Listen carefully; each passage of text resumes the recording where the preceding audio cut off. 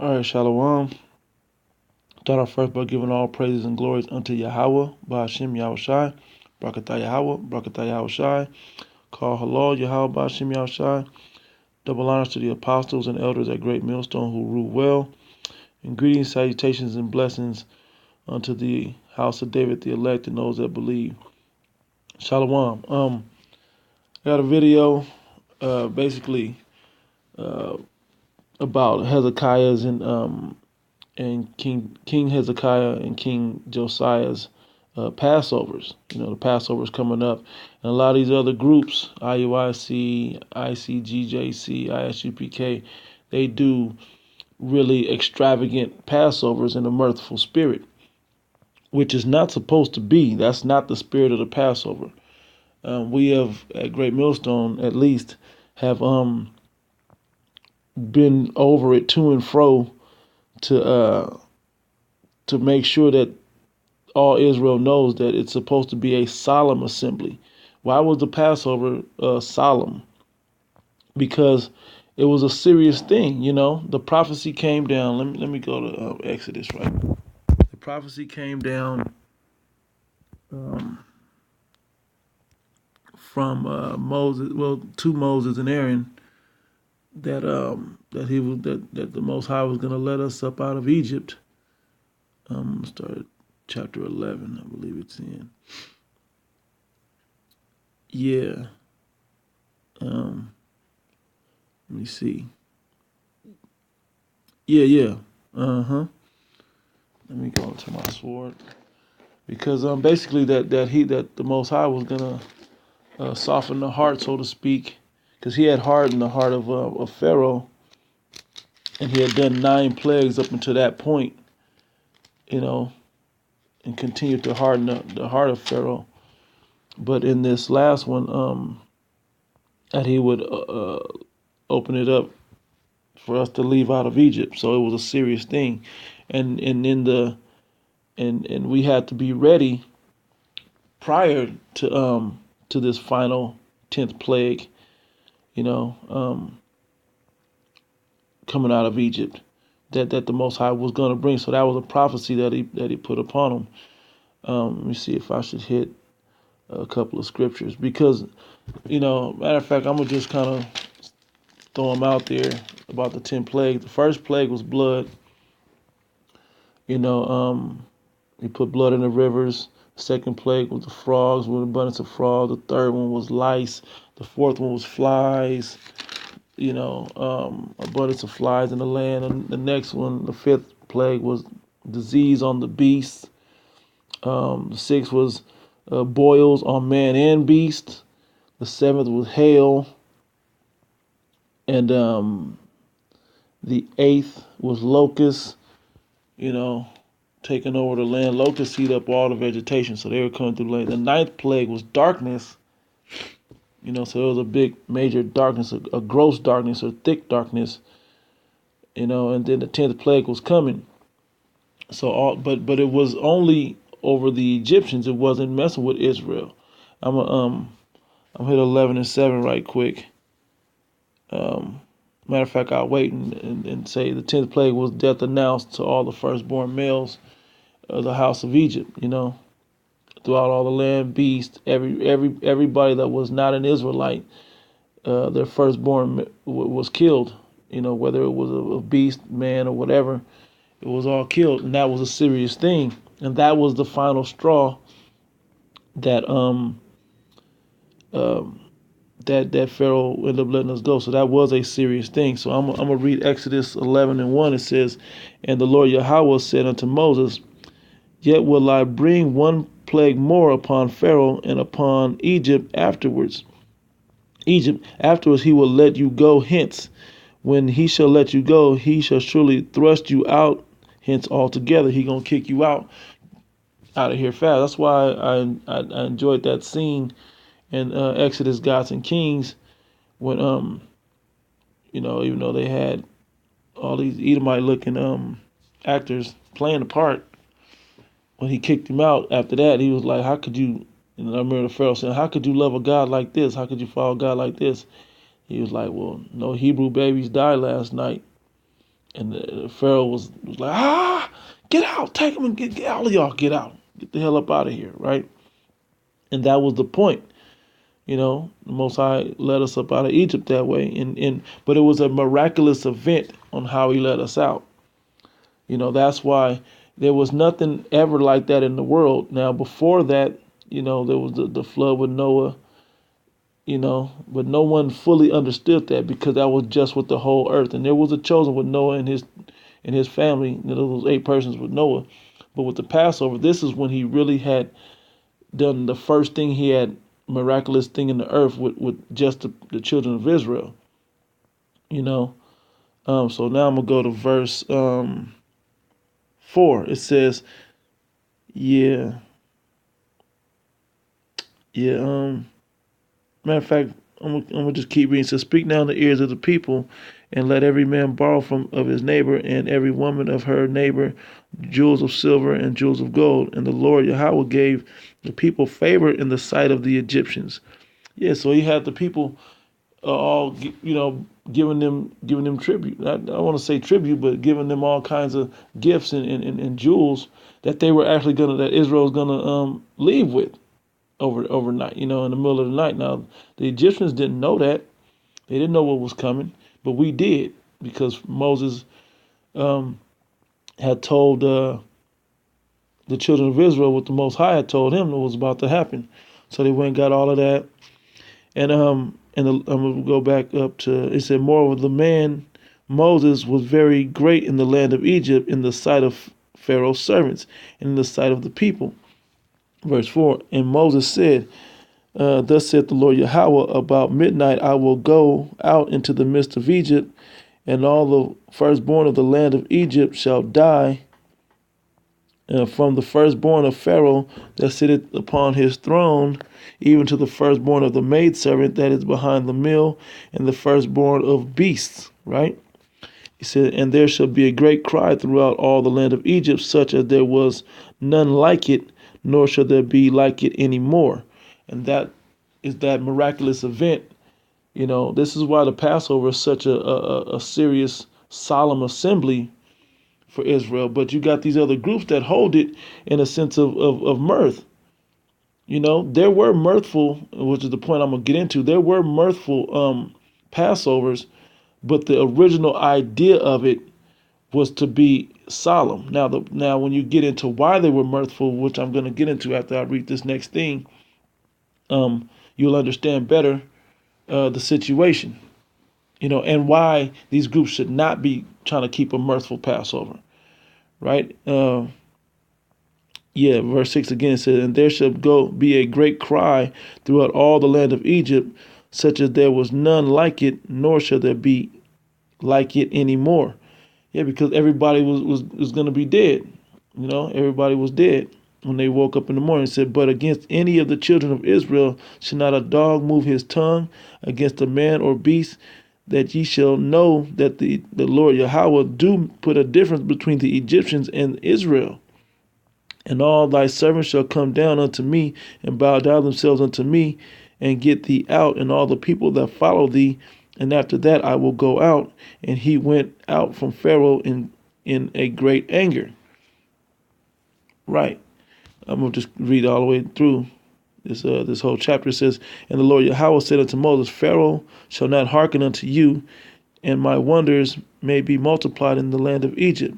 And Moses and Aaron did all these wonders before Pharaoh, and the Lord Yahweh hardened Pharaoh's heart, so that he would not let the children of Israel go out of his land. So he warned him of this, but he still didn't hear it. He still didn't want to hear it, right? So when he passed over all that death, Moses thrust us up out the land, and all the firstborns were killed in that miraculous event that went on. So on to Hezekiah's Passover. Where do I want that? Yeah, I want to go to this one. And let's go to Chronicles. The book of Chronicles, the 2nd Chronicles, chapter 30. Yeah. Touch a couple points in here. Because when you understand the situation of these mirthful Passovers, at this point, Hezekiah was in tribute to the king of Assyria at this time. They had already taken, let me make sure that I believe they had already taken the children of Israel, the northern kingdom, into Assyria, and they were trying to take, they kept trying to besiege the kingdom of Judah, and Hezekiah kept saying, hey, how have I offended you? Trying to make peace. That's why it goes matter of fact, I'm gonna go to it. And let me look it up, and then I'll go to it. In the book of Luke, I think it's the 14th chapter. Yeah. It's Luke 14. Let's see here. Oh, yeah. Let me pull it up. Yep. Be sure about it. I'll go back to that. Just to be clear in the fast forward. I mean, I guess it's faster to do it this way, but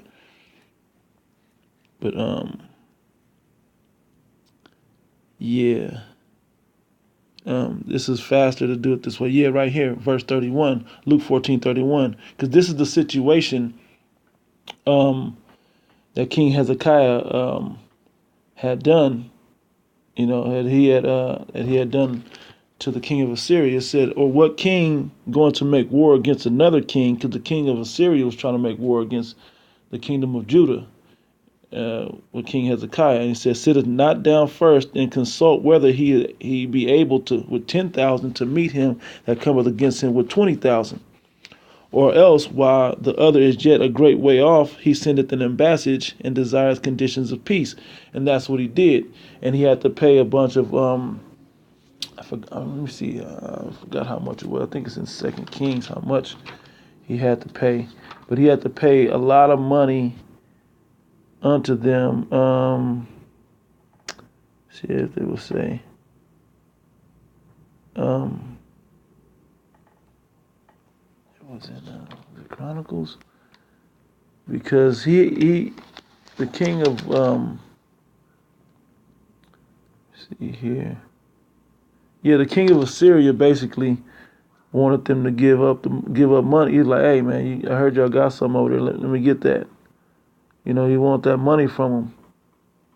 And so he paid him off. Basically, he was trying to pay him off so he wouldn't take the children of Israel. Matter of fact, here we go right here. So brothers can see it on screen. This is 2 Kings. I'm all over the place, but it'll make sense at the end of this, brothers. Just bear with me. 2 Kings 18. We're going to go straight to verse 14, I believe, is where we want to go. Yeah, because he had already, the king of Shalmaneser, the king of Assyria, had already besieged and taken the kingdom of Israel. And so he invaded the fenced cities, the outside cities, of the kingdom of Judah. And that's when we're going to pick up right here.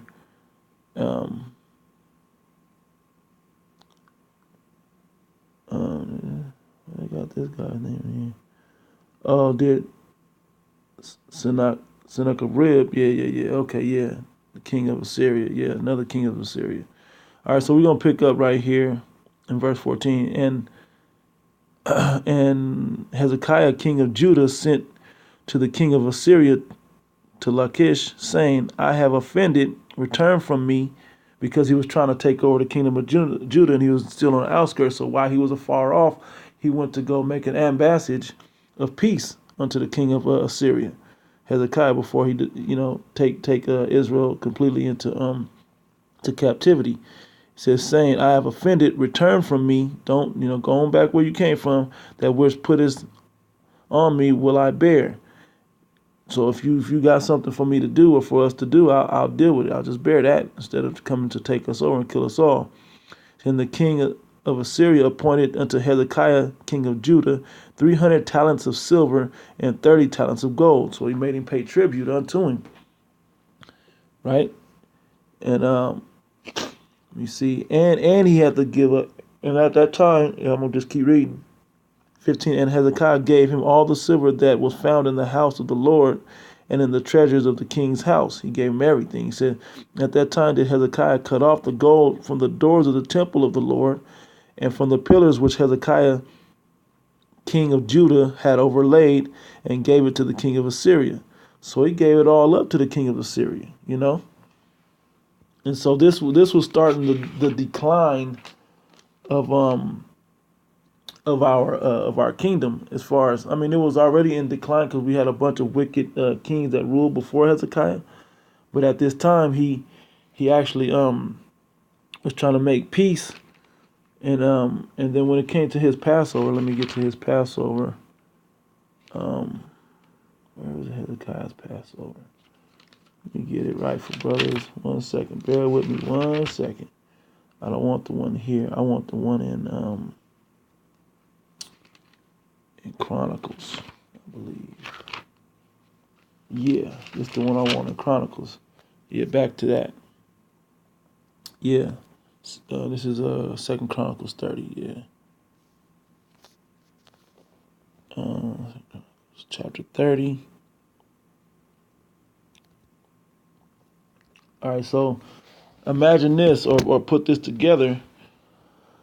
King Hezekiah was trying to return, even though we're in tribute unto them, he was trying to restore back the temple worship because he had given up everything already. So he had to purify. We had wicked priests and high priests and all that were wicked, you know, and all that time going on.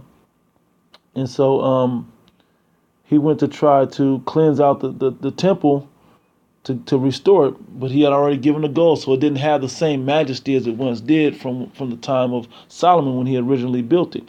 But he's trying to restore back those ordinances back unto Israel. And so when he held the Passover, when it came about, let me get to the point where to go. Yeah, he had a real extravagant. Matter of fact, I need chapter 29. All right, so 29, starting at verse 3. I'll start at verse 1. No, verse 3. It says, he in the first year of his reign, in the first month, opened the doors of the house of the Lord and repaired them, right? And he brought in the priests and the Levites and gathered them together in the east street and said unto them, hear me, ye Levites, sanctify now yourselves and sanctify the house of the Lord your power, Yahweh, of your fathers, and carry forth the filthiness out of the holy place. For the fathers have trespassed and done that which is evil in the eyes of the Lord Yahweh, our power, and have forsaken him and turned away their faces from the habitation of the Lord, the temple, and turned their backs. Also they have shut up the doors of the porch, this is of the temple, and put out the lamps, and have not burnt incense nor offered burnt offerings in the holy place unto the power of Israel, Yahweh, right? Wherefore the wrath of the Lord was upon Judah and Jerusalem, and he had delivered them to trouble, to astonishment, and to hissing, as ye see, as ye see with your eyes, you know, as the bad condition that our people are in. And so this is a similar condition that we're in, you know, but it's a different time, you know, because we still have a king that remembers the ordinances. So let me keep reading on. Let me see what other part I want to jump to. Yeah, verse 9. I'm going to read verse 9. It says, For lo, our fathers have fallen by the sword, and our sons and daughters and our wives are in captivity for this. Yeah. Now, this was one of the righteous kings that we had amongst a slew of wicked kings. So he was trying to bring back and that was basically to show you that we were not keeping the law of the Passover at that time. We're just full of wickedness. So when you jump over, for instance, a time when you jump over, well, matter of fact, I want to read this.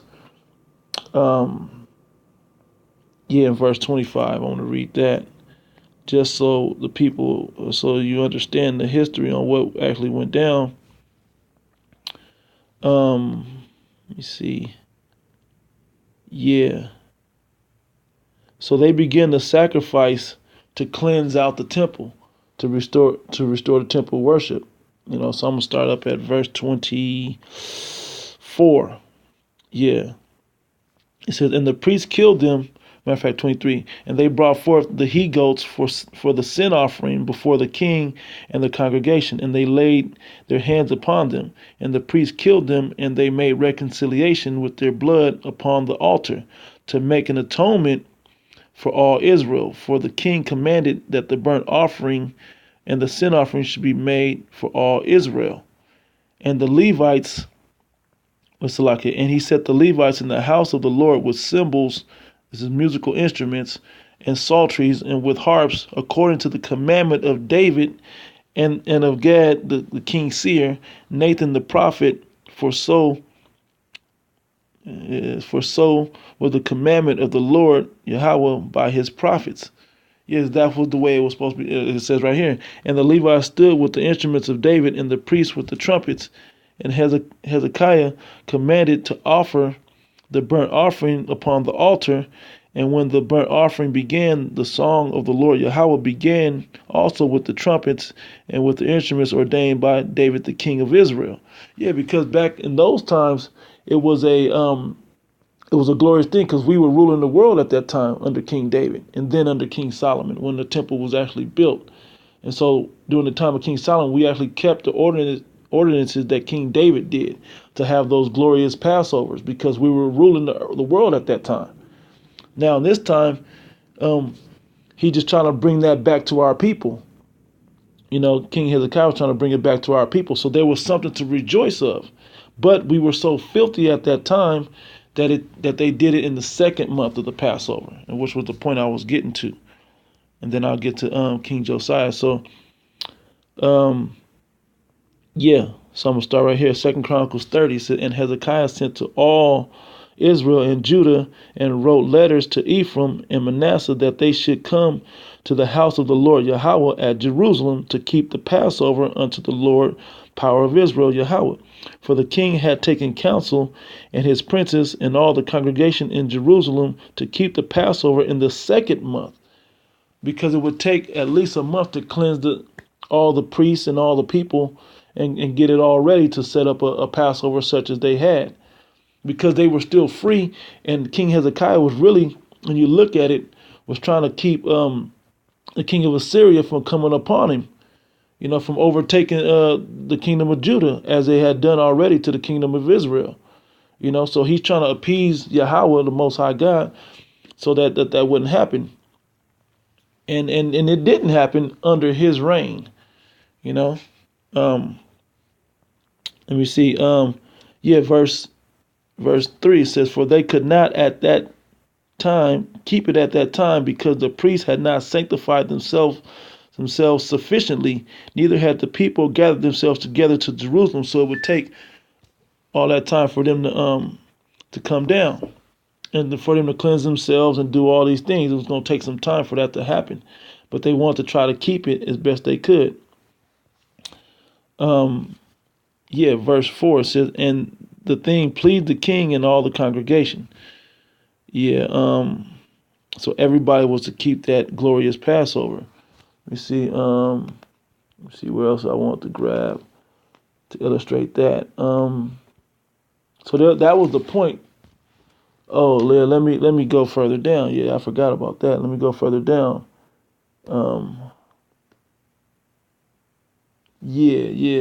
Verse 19. We'll go all the way down to 19. It says, we'll read this anyway. Verse 18, for a multitude of the people, even many of Ephraim and Manasseh, Issachar and Zebulun, had not cleansed themselves, yet did they eat the Passover otherwise than it was written. It says, but Hezekiah prayed for them, saying, the good Lord Yahweh pardon every one that prepareth his heart to seek the Most High, the Lord Yahweh, our power of his fathers, though he be not cleansed according to the purification of the sanctuary. And the Lord Yahweh hearkened to Hezekiah and healed the people, because he prayed. He was trying to appease the Most High and bring the people back to the Most High God. It says, and the children of Israel that were present at Jerusalem kept the feast of unleavened bread 7 days with great gladness, and the Levites and the priests praised the Lord Yahweh day by day, singing with loud instruments unto the Lord Yahweh. So that was the glory of it, because he was going above and beyond to appease the Most High, as well as we hadn't been keeping that feast in recent years, right? So he began to do that in that time. Um, Let me see. I'm gonna keep reading. It said, and Hezekiah spake comfortably to all the Levites that taught the good knowledge of the Lord Yahweh, and they did eat throughout the feast 7 days, offering peace offerings and making confessions to the Lord Yahweh of their father, the power of their fathers. Verse 23. And the whole assembly took counsel to keep other 7 days, and they kept other 7 days with gladness. So they did another week. They did a second week of unleavened bread for the Passover. You know, and they did that further on. Now let me jump down to 26.